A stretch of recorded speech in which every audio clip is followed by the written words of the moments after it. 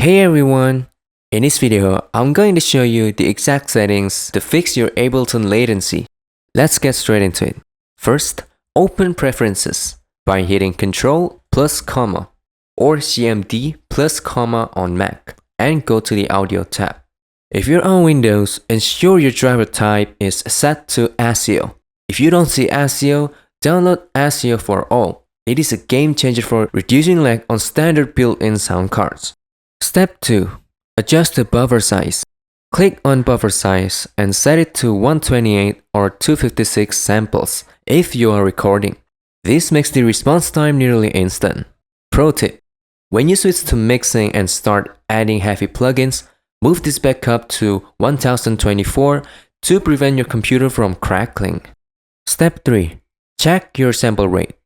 Now let's navigate to in or out sample rate. Make sure this is set to 44,100 or 48,000.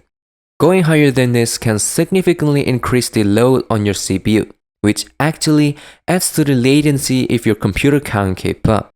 Step 4. Driver Error Compensation. Ableton has hidden fix called Driver Error Compensation. Under the Audio tab, look for the Driver Error Compensation slider.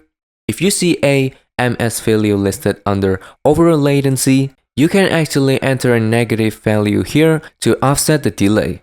Ableton even has a built-in lesson in the help view to help you calibrate this perfectly. Step 5. Reduce latency when monitoring. Finally, go to Options menu at the very top of your screen. Now ensure Reduce latency when monitoring is checked. This bypasses certain internal processes to give you the fastest possible signal while you're actually playing your instruments. And that's it. With those tweaks, your Ableton session should feel tight and responsive again. I hope this helped you out, and I'll see you in the next one.